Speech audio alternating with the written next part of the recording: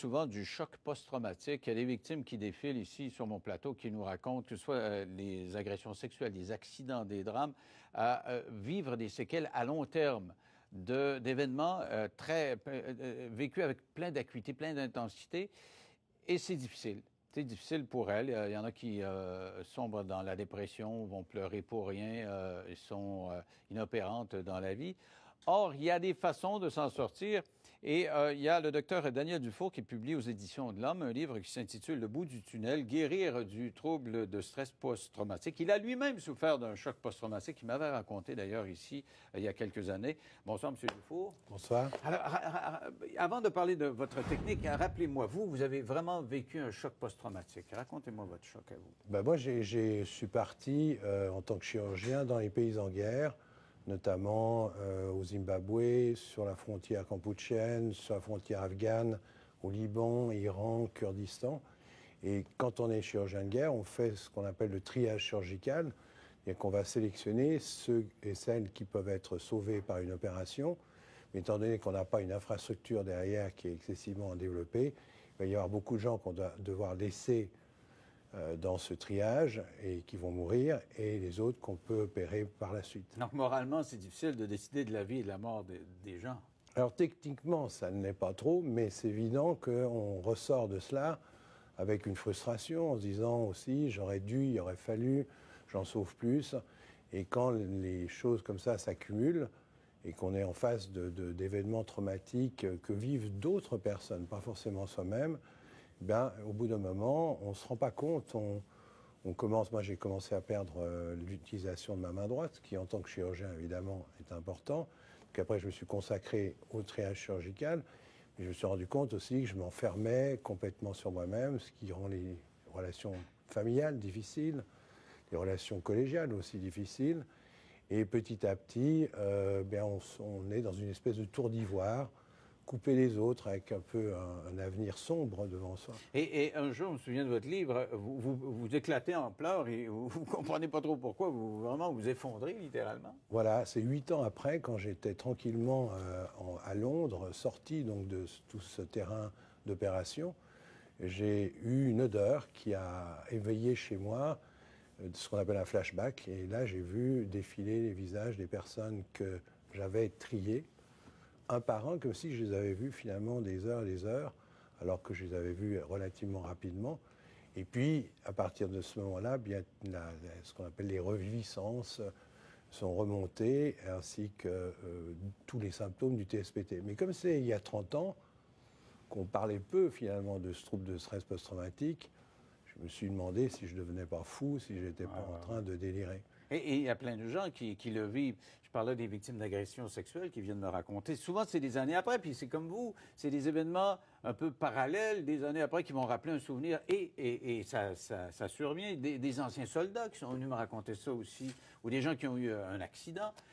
Et ce qui est important de souligner, c'est que justement, il n'y a pas que les soldats ou les métiers d'IARIS, policiers, pompiers, conducteurs de train, gardiens de prison, mais c'est aussi tout un chacun qui a subi des violences au niveau intrafamilial, ou évidemment des violences sexuelles, des abus, des harcèlements. Puis il y a aussi toutes les victimes indirectes, c'est-à-dire par exemple les travailleurs sociaux qui entendent toute la journée des récits d'enfants qui ont été battus. On peut faire un choc post-traumatique à vivre le traumatisme, à être témoin du traumatisme des autres.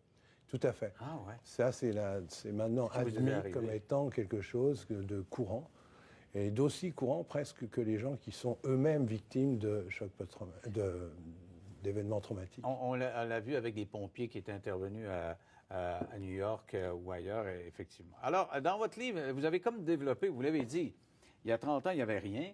Maintenant, il y a un certain nombre de techniques. J'ai déjà parlé ici de EMDR, une technique qui consiste à se mettre dans un état second en faisant bouger les yeux. Et les souvenirs, les réminiscences vont se manifester. On va les pleurer. C'est comme ça désensibilisait. Mais vous avez travaillé d'autres méthodes, là. Racontez-moi.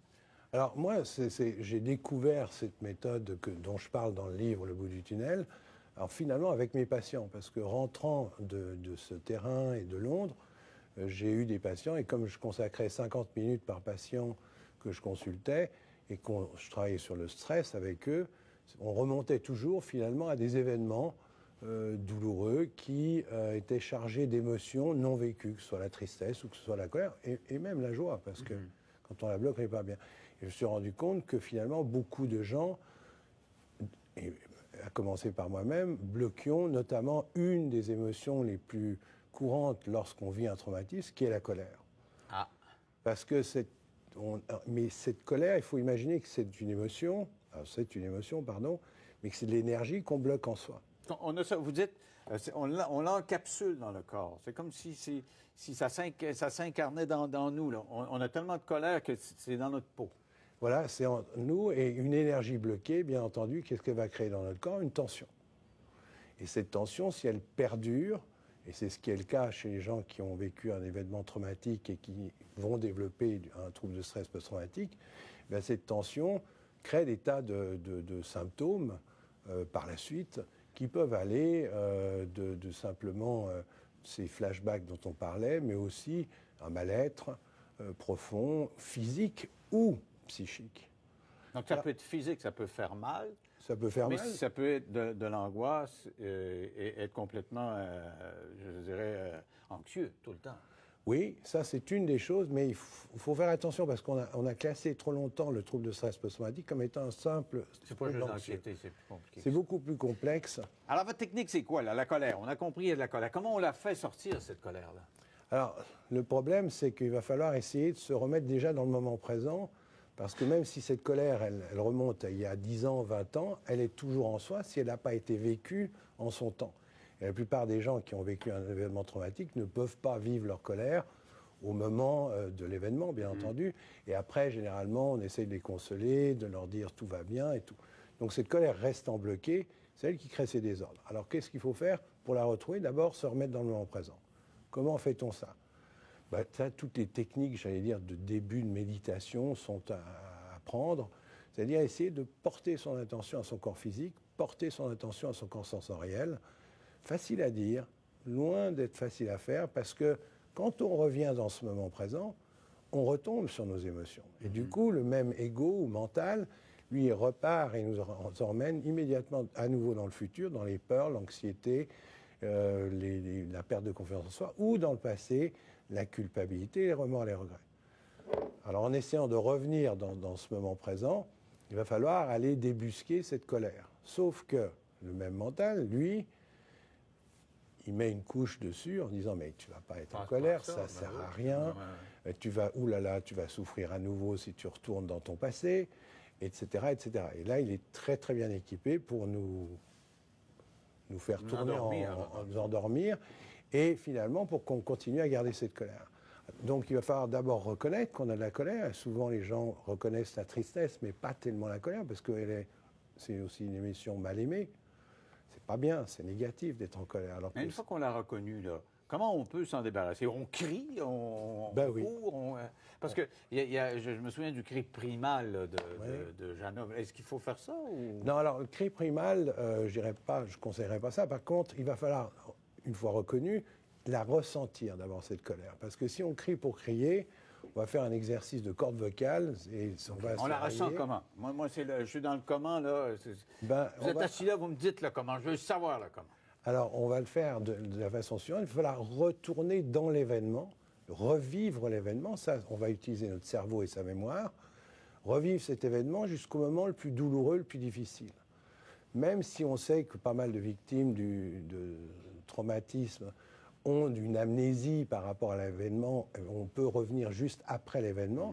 Et la ressentir, c'est quelque chose de très physique qu'on va ressentir. C'est une boule, un nœud, qui va se situer entre le bas du ventre et la gorge. Et c'est devant, c'est un nœud qui est loin d'être sympathique, évidemment. Et c'est une fois qu'on a ressenti ça, et ça j'insiste bien, il faut d'abord ressentir pour pouvoir après l'exprimer. Ça se fait la bouche ouverte, c'est comme si on allait vomir quelque chose. Ça se fait évidemment seul et non pas devant les autres ou sur les autres. Donc, on n'a pas nécessairement besoin d'un thérapeute pour faire ça. On se replace, on lit votre livre, puis on se replace quelqu'un qui a été victime d'un viol, disons. Il se replace dans cet état-là, il veut pas, puis il lutte, puis finalement, il est dans le moment et il ressent ce blocage-là.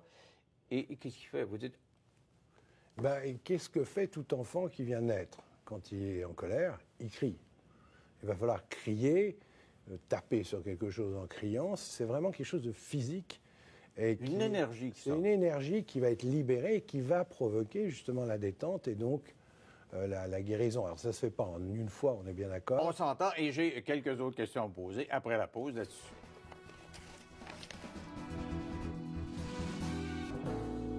Avec moi, le docteur Daniel Dufour, qui a écrit Le bout du tunnel, guérir du trouble du stress post-traumatique. C'est aux Éditions de l'Homme. Alors, on a parlé dans de cette importance de libérer l'émotion. On me disait il faut crier. Alors, on crie une fois, mais ça ne règle rien. C'est quoi? C'est une discipline?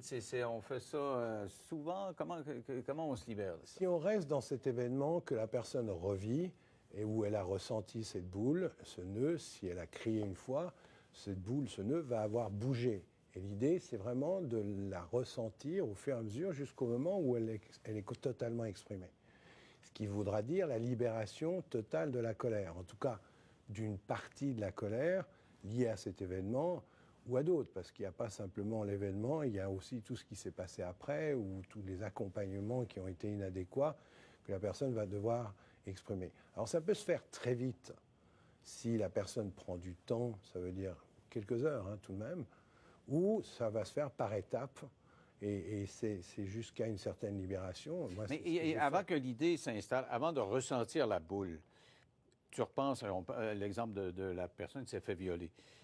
Tu repenses, vous avez dit souvent, on se rappelle moins, là, parce que notre cerveau ne veut pas se rappeler. Et on finit par plonger, puis on l'a, là. Est-ce qu'on n'a pas tendance à vouloir se sauver tout le temps? Je veux dire, est-ce qu'on n'aurait pas besoin d'un thérapeute pour nous pousser pour y aller? Ou... Alors, on peut le faire avec un thérapeute, à condition qu'il soit lui-même à l'aise avec ses propres émotions. Mais on peut aussi le faire soi-même. Mais il va falloir... Le plus difficile, ce n'est pas d'exprimer. Le plus difficile, c'est d'éteindre ce mental qui, lui, va venir à toutes les sauces en disant « Oui, non, mais arrête-toi, c'est trop douloureux. » ça ne sert à rien, lâche prise. Le plus important, c'est de ressentir.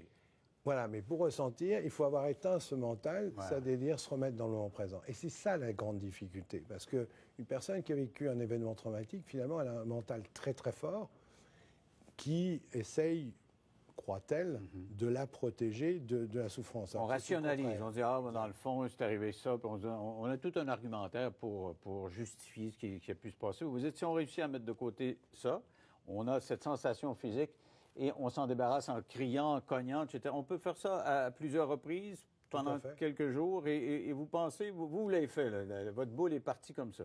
Oui, puis le conseil que je donnerais à tout le monde, même si on ne souffre pas de TSPT, c'est de le faire dès qu'on a une contrariété, qu'on a une colère en soi, plutôt que de la garder en soi puis d'essayer de relativiser et tout, c'est de le faire de façon régulière. C'est une hygiène de vie qu'on peut parfaitement adopter, que l'on souffre de TSPT ou pas. Alors, donc, on va se quitter là-dessus. Conseil, que vous ayez le stress post-traumatique, le trouble du stress post-traumatique ou pas, si vous criez puis vous vous concentrez sur vos boules, les boules vont sortir. Exactement. C'est bien résumé, ça. Donc, ça s'appelle Le bout du tunnel, guérir du trouble de stress post-traumatique. C'est aux Éditions de l'Homme du docteur Daniel Dufour. Merci beaucoup, docteur Dufour. Toujours un plaisir de vous recevoir. C'est tout ce qui nous concerne ce soir. On se retrouve demain à l'heure habituelle. Bye.